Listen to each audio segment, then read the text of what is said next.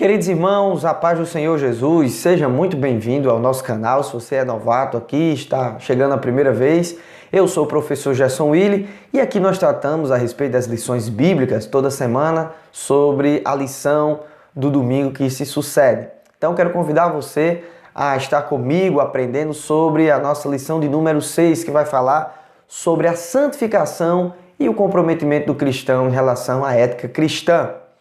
Hebreus capítulo 12, versículo 14 é o nosso texto áureo, que diz assim: segui a paz com todos e a santificação, sem a qual ninguém verá o Senhor. A verdade prática diz que a santificação é a especialidade do Espírito. Ela é instantânea e ao mesmo tempo progressiva, pois acompanha o crescimento espiritual do crente. A nossa leitura bíblica em classe se encontra na primeira carta de Pedro, capítulo 1, versículo 13 até o versículo 23, que diz assim: portanto, cingindo os lombos do vosso entendimento, sede sóbrios e esperai inteiramente na graça que se vos ofereceu na revelação de Jesus Cristo, como filhos obedientes, não vos conformando com as concupiscências que antes havia em vossa ignorância, mas, como é santo aquele que vos chamou, sede vós também santos em toda a vossa maneira de viver, porquanto está escrito: sede santos, porque eu sou santo.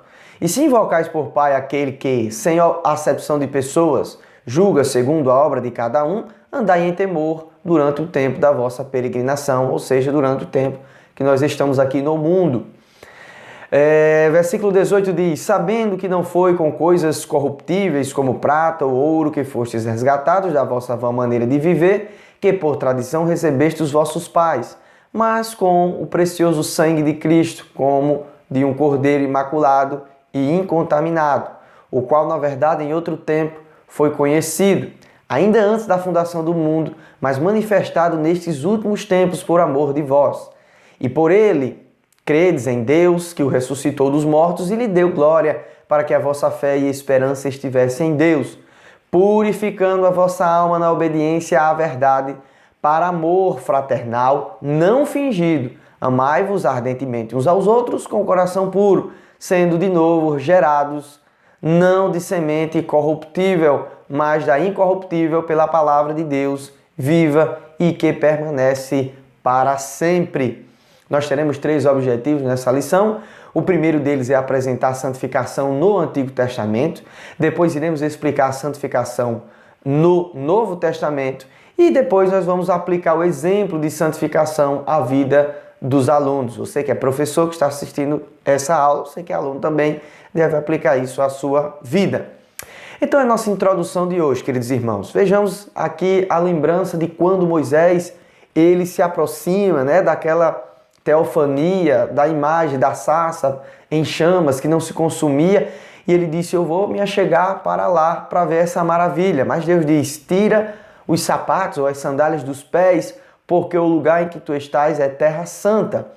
Então Deus é santo e onde Deus habita, acaba o local sendo santificado. Então o local onde Deus mora, o local onde Deus vive. A Bíblia diz que Deus não habita em templos formados por mãos humanas, mas a Bíblia diz que Deus habita dentro de homens, porque foi algo que Ele criou. Então quando Deus habita dentro de um cristão, então logo começa o processo de santificação, porque aonde Deus está, o local é santificado. Deus disse para Moisés: não se aproxime, porque eu estou aqui. Não se aproxime de qualquer forma, tire a sandália dos seus pés, porque esse local que você está pisando é santo. Se eu estou aqui, ele é um local sagrado. Então, Deus ele é santo, como a gente está vendo na nossa introdução. A santidade de Deus é infinita e inigualável. Os seres da visão de Isaías 6 proclamavam essa santidade. Eles diziam: santo, santo, santo é o Senhor dos exércitos. Ele é santo em si mesmo, tanto em sua vontade quanto na sua essência.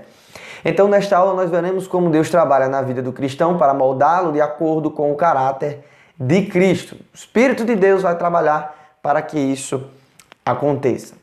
Então, chegamos no nosso primeiro ponto, queridos irmãos: santificação no Antigo Testamento. Como era essa questão da santificação, dessa consagração, que nós vamos ver os termos aqui diferentes, no Antigo Testamento? Como isso acontecia? Como Deus requeria? Que tipo de coisas eram pedidas no Antigo Testamento?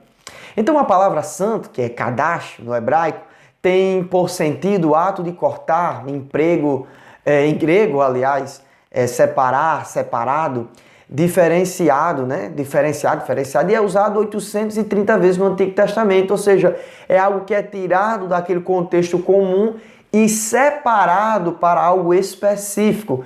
Esse é o termo, né, de Kadash, da palavra santificação. A ideia de santificação no Antigo Testamento é tanto em relação a pessoas quanto a lugares. Deveria ser separado o santo do profano, como diz aqui em Ezequiel, capítulo 22, versículo 33. E o que é esse profano, né? O que é isso, profano? Profano é alguém que se mostra diferente do que é sagrado, ou seja, não corresponde ao que é peculiar a Deus ou ao seu serviço, né? Aquilo que é profano é comum a todos, aquilo que é santificado é algo que é separado a Deus. Então, logo, santo significa separado. Então, a consagração, aqui o termo consagrar, significa investiduras de funções sagradas, ou seja, dedicar-se ao serviço a Deus. Quando Deus consagrava um instrumento, um utensílio, significava que aquilo estava separado para o serviço de Deus. A gente vê isso no Antigo Testamento várias vezes em relação à construção do tabernáculo, os levitas, enfim, várias outras questões. No Antigo Testamento pode ser entendido como o serviço de pessoas, lugares ou objetos. Esses eram consagrados para o serviço de Deus.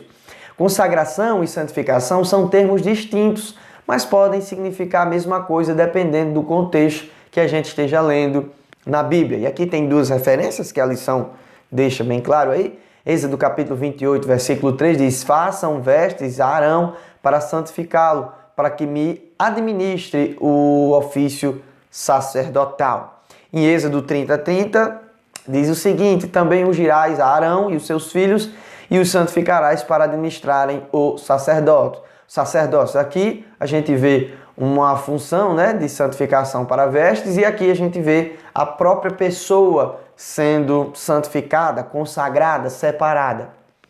Então, a purificação. Também temos a questão da purificação.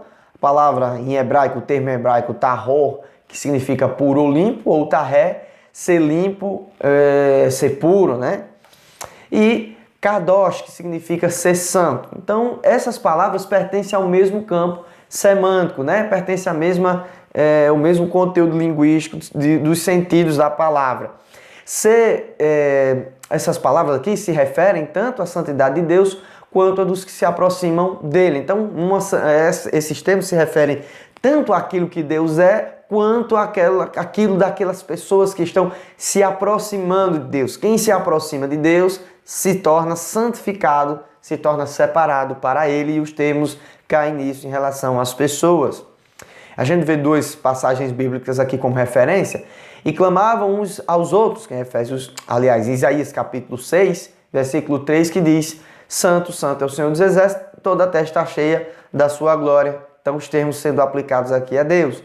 Em Ezequiel 36, 25, diz o seguinte: então espalharei água pura sobre vós e ficareis purificados de todas as vossas imundícies e de todos os vossos ídolos vos purificarei. Então, os dois termos aqui sendo usados tanto em relação à santidade de Deus, quanto para que o homem que se aproxima de Deus também seja atingido nessa purificação, implicado sobre ele o processo de separação do mundo, né? Daquilo que é comum. É por isso que o apóstolo Pedro, quando ele vê aquela imagem dos animais, ele disse: eu não comi nada imundo ou impuro, Senhor, ou seja, que não fosse santificado, que não fosse separado para o seu povo.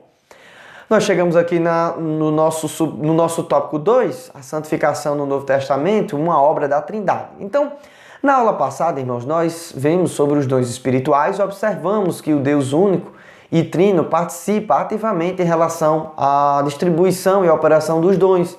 O mesmo ocorre com a santificação do crente. Então, o que é que a gente crê em relação à Trindade? Cremos que existe um único Deus, que subsiste em três naturezas divinas e distintas. A gente crê nisso, que existe um Deus só, que tem três naturezas distintas.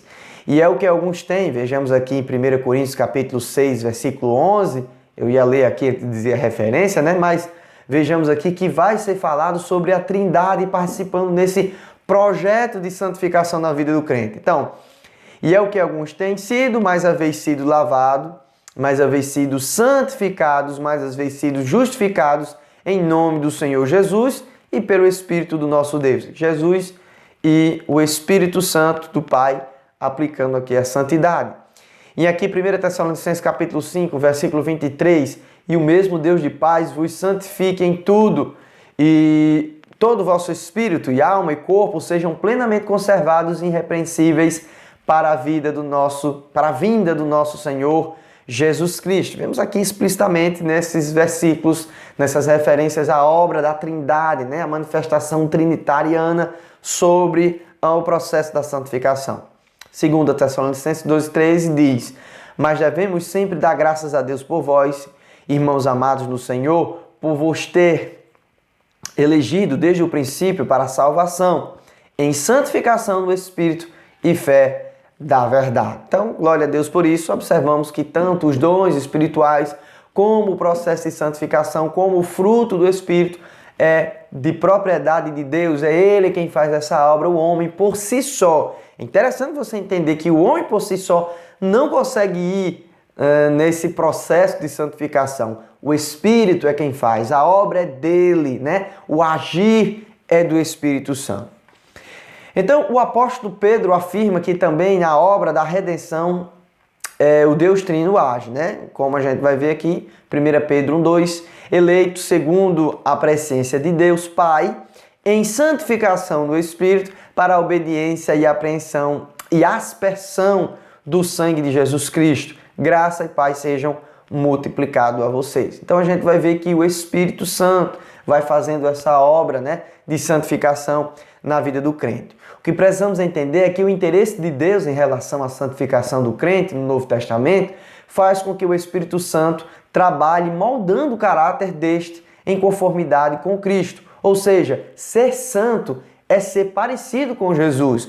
No Antigo Testamento você era separado, né, as coisas, objetos e pessoas segundo as ordenanças. Aqui no Novo Testamento a gente vê que a santificação é o Espírito de Deus glorificando a Jesus Cristo, moldando o caráter do crente. Então, essa natureza dessa santificação, como é que a gente pode entender? Vejamos a diferença em relação ao processo de santificação entre o Novo e o Antigo Testamento. No Antigo Testamento, os rituais de santificação eram necessários, né? Ali tinham as suas regras por meio de ordenanças da lei. Era uma purificação exterior, que era necessário, né? As pessoas olhavam aquela purificação exterior e tinham regras físicas e perceptíveis a olho nu. E aqui eu deixo uma observação: isso não significa que Deus queria tudo de modo superficial, ou seja, que ele aceitava a adoração, a consagração apenas de um modo assim, a esmo, apenas algo exterior do homem, de maneira alguma. Deus queria que isso fosse feito primeiramente, claro, no coração, mas ali existiam regras explícitas, regras materiais, né? E a gente vai ver no Novo Testamento, queridos irmãos, que não existe um ritual para essa santificação, no sentido humano, no sentido físico, né? Eu preciso fazer tal coisa, de tal particularidade humana, né? Seguir uma cartilha meramente humana para ser santificado. E essa santificação começa a partir do novo nascimento. O Espírito Santo agora começa a trabalhar na vida do cristão para que ele fique à molda, né? Com o molde de Cristo, para que ele seja trabalhado. Então, santificar, como a gente tem aprendido, é o crente sendo levado, né, a tirar aquilo que é do ser humano comum e sendo colocado ali as características de Jesus Cristo. Então, o que é necessário? Uma purificação interior, né, da alma. O coração do crente precisa ser moldado, né, para essa santificação do Novo Testamento, como a gente vê, aconteça. Então, o processo é divino e ele é imperceptível ao olho nu. Em que sentido? Essa santificação começa no coração, começa na alma. Quando ele aceita Jesus, ninguém está observando ali, né? Não é um objeto de observação empírico que um cientista possa observar ali a olho nu como o Espírito de Deus está trabalhando. Mas isso não significa que não tenha implicação de uma mudança externa. Quando alguém está sendo santificado, a gente vê nas atitudes externas dela que ela está produzindo frutos de santificação. E aí é onde a gente vê esse balanço. No Antigo Testamento, irmãos, no Antigo Testamento, queridos, A santificação era sim um ato de fé. No Novo Testamento também, só que a gente vê que esse processo interno é mais explicado, né? É mais mostrado, é mais conhecido através da revelação progressiva e mais explícita de Deus sobre a nova aliança. Então a santificação no Novo Testamento é uma necessidade. E eu deixei aqui o próprio comentário da lição que diz: a nova vida em Cristo é um novo nascimento. Ao nascer, a criança continua o seu crescimento físico e mental, e isso se aplica também à vida espiritual. Então, quando o crente nasce, ele é recém-nascido, ele vai ganhando robustez, ele vai se alimentando. Do início, ele se alimenta de uma comida um pouco mais líquida, vai aprendendo os rudimentos da fé. Daqui a pouco, ele vai crescendo em graça, em conhecimento, e ele vai indo em rumo a essa santificação, vai sendo trabalhado o caráter de Cristo na vida dele. Apesar de a santificação ser instantânea, ela é ao mesmo tempo progressiva. A salvação em Cristo é acompanhada da santificação e o seu agente ativo é o Espírito Santo. A vida cristã é uma carreira, como diz aqui em Gálatas 5, em Efésios capítulo 3.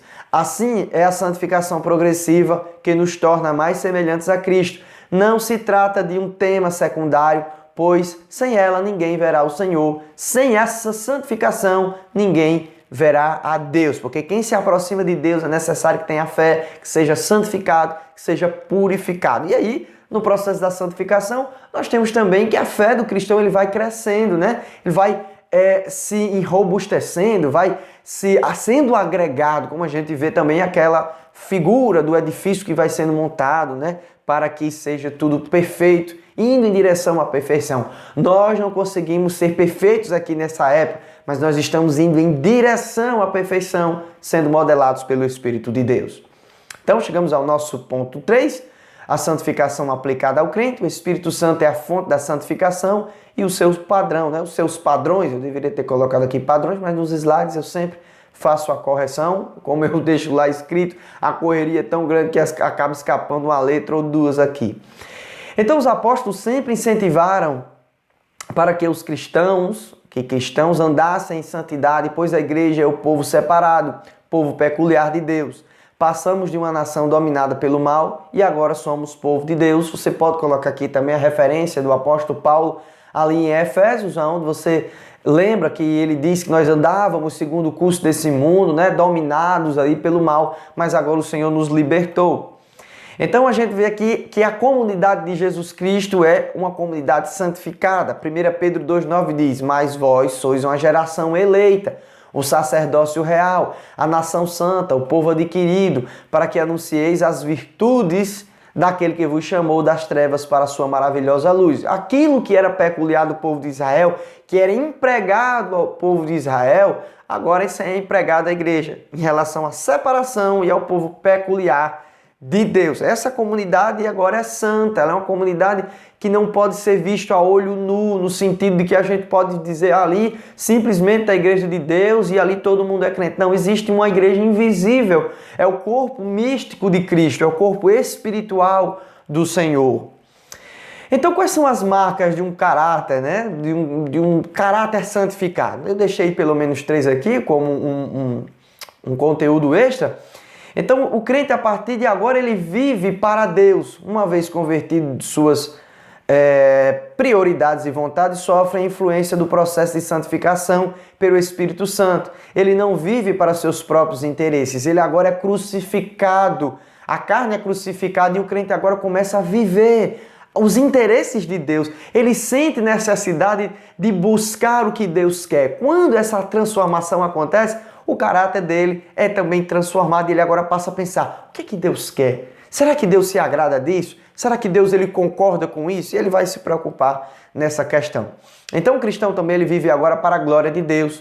O trabalho especial da pessoa do Espírito Santo faz com que o convertido mude o sentido pelo qual ele vivia antes, vinha vivendo antes, agora ele vive para a glória de Deus. Alguns dizem estar em Cristo, mas particionam a sua vida. Então muitos dizem, eu sou Cristo, nova criatura, mas tem áreas da vida dele que ele diz assim, não, nessa parte aí, Deus não pode tocar, eu sei me virar sozinho. Não é isso. Quando acontece o processo, né, onde o cristão ele é regenerado, ele entrega a sua vida a Deus, né? Já não sou mais eu que vivo, é Cristo que vive em mim. Muitos dizem estar santificados, são pessoas de Deus, mas na verdade não querem que Deus determine, troquem, modifiquem questões de sua vida, né?